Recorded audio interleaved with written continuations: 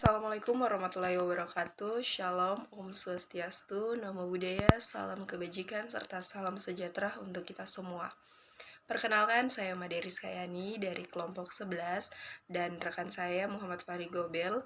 Di sini kami akan membahas mengenai produksi budaya media. Nah, ada pun beberapa pokok bahasan yang akan kami bahas, di antaranya adalah aktivitas organisasi, gatekeeping, dan pemilihan.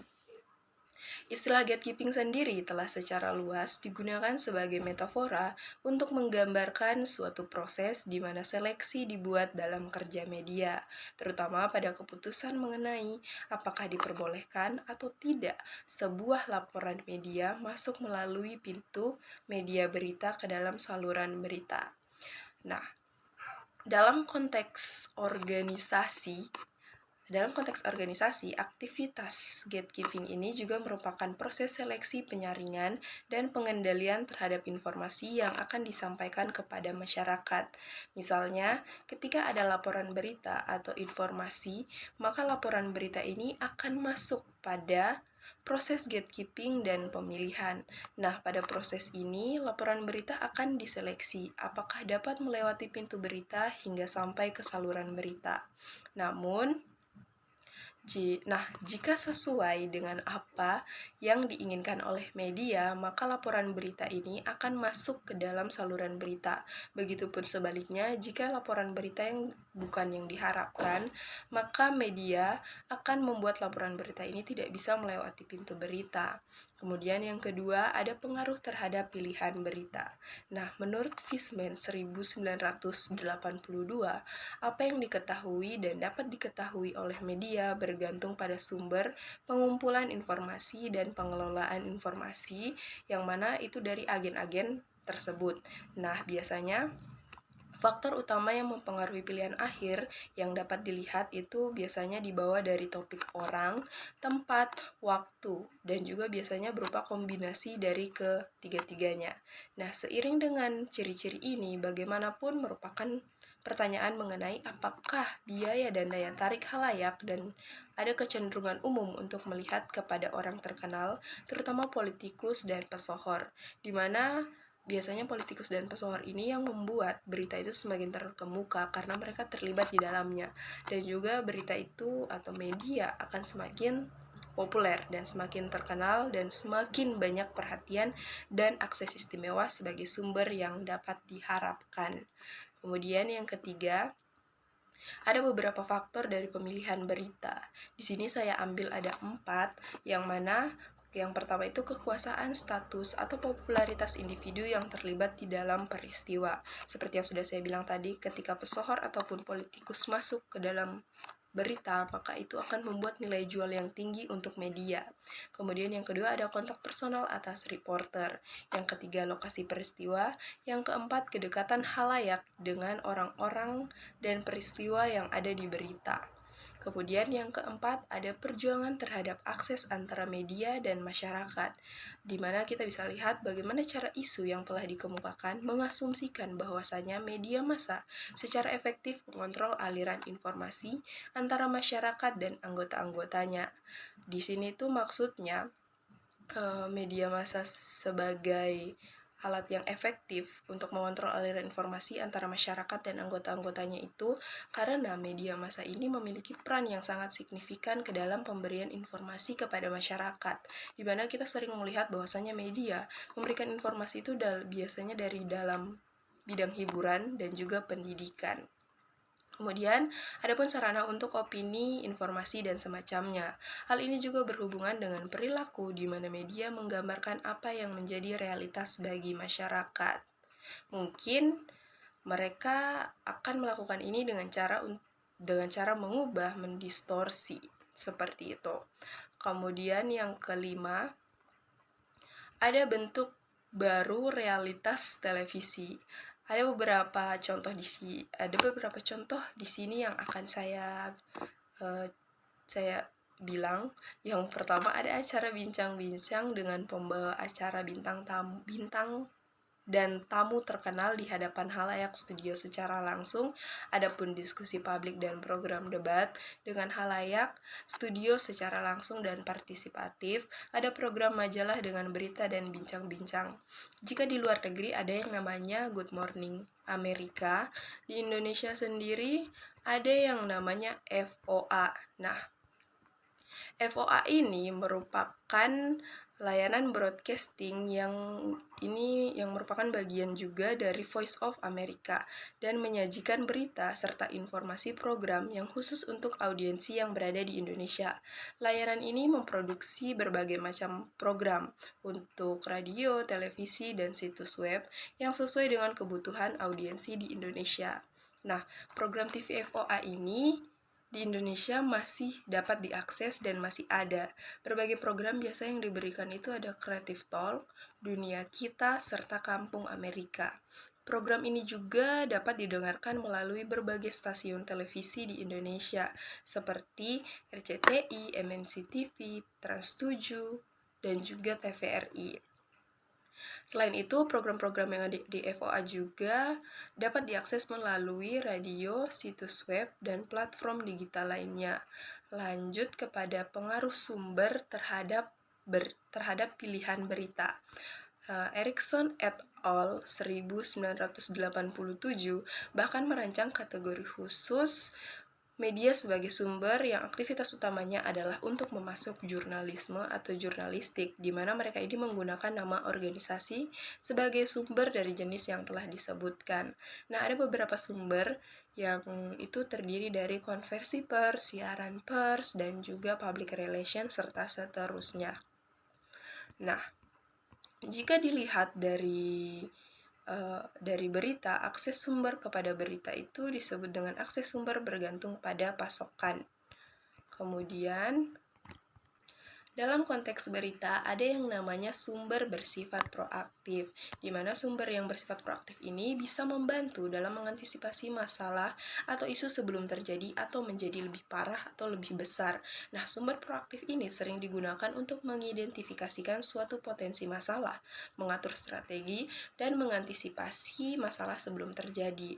Biasanya, sumber yang bersifat proaktif ini berada pada manajemen perusahaan di bagian manajemen isu. Nah, pada bagian manajemen isu ini ada sumber proaktif yang digunakan untuk mendeteksi dan merespon pada perubahan di lingkungan sosiopolitik. Hal ini akan membantu perusahaan untuk mengantisipasi masalah sebelum terjadi dan mengurangi dampak negatif yang mungkin terjadi. Itu saja yang dapat saya sampaikan. Selanjutnya akan dipaparkan oleh teman saya, Muhammad Fahri Gobel. Baik, Assalamualaikum warahmatullahi wabarakatuh. Nama saya Muhammad Fahri Gobel. Saya berasal dari kelompok 11, menjelaskan tentang produksi budaya media. Baik, saya akan menjelaskan tentang aktivitas organisasional media, mengelola dan menyajikan. Baik, Erikson et al. 1987 telah menunjukkan bagaimana organisasi media mengatur urutan masukan dan putusan, yaitu mengembangkan cerita dan gagasan. Juga disediakan oleh jalur sumber. Yang kedua, sumber dapat bersifat reaktif atau rutin ataupun proaktif atau komersial. Nah, logika budaya media,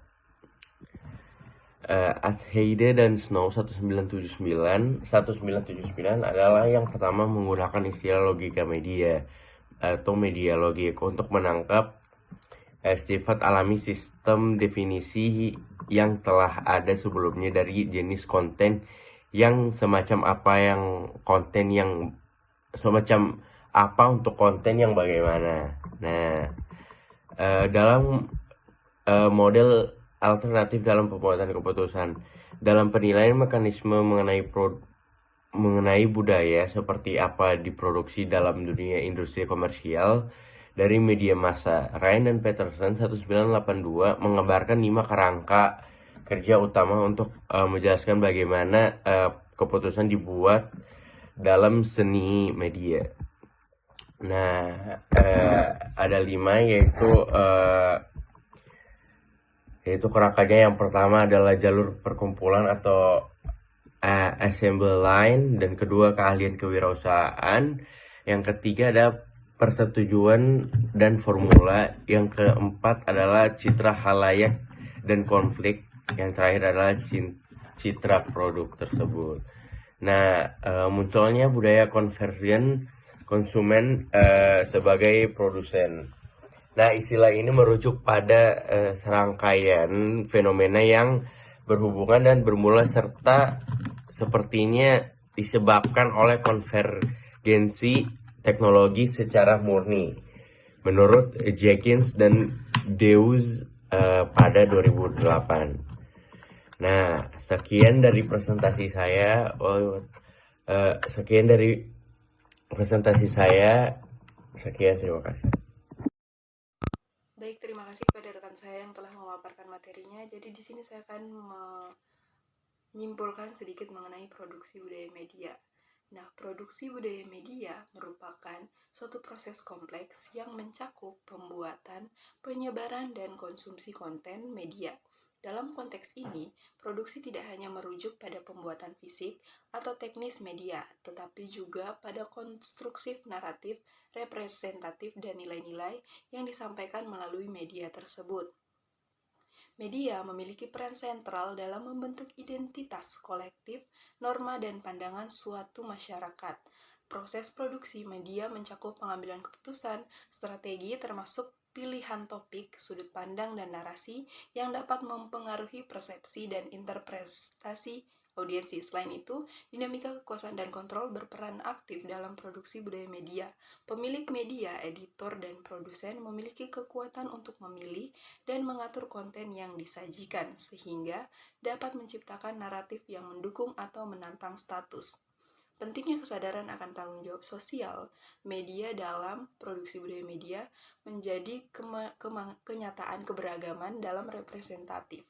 Nah, dalam penyajian informasi juga adalah aspek-aspek yang menjadi fokus penting dalam era digital sendiri. Partisipasi aktif masyarakat dalam produksi dan penyebaran konten-konten media juga dapat mengubah tradisional produksi budaya. Kesimpulannya, bahwasanya produksi budaya media bukan hanya sekedar menciptakan konten, tetapi juga membentuk opini, nilai, dan norma-norma dalam masyarakat. Pemahaman mendalam tentang proses ini dapat membantu kita menjadi konsumen media yang kritis dan berpartisipasi aktif dalam pengarahan sumber daya media. Nah, dan juga produksi budaya media ini lahir dari ide-ide maupun pikiran-pikiran yang ada pada masyarakat kita. Nah, ketika kita telah memiliki ide, itu sama saja kita memproduksi budaya media. Kemudian, produksi budaya media ini juga lahir karena adanya karakteristik media, di mana pada media baru ada namanya klik instan. Nah, kalau pada media lama itu ada namanya copy paste. Kemudian yang turut membangun juga itu biasanya karena media secara terus-menerus memproduksi media mereka. Seperti contohnya pada media televisi biasanya terus-menerus memperlihatkan atau memproduksi tentang bahaya kekerasan seperti itu, atau memberitakan tentang tindakan kriminal seperti itu. Jadi itu saja yang dapat kelompok kami sampaikan. Semoga apa yang kami sampaikan dapat bermanfaat bagi kalian yang mendengar dan melihat.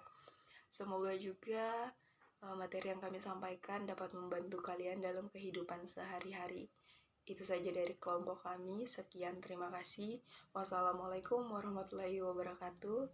Shalom, Om Swastiastu, Namo Buddhaya, salam kebajikan, dan salam sejahtera untuk kita semua. Sampai jumpa.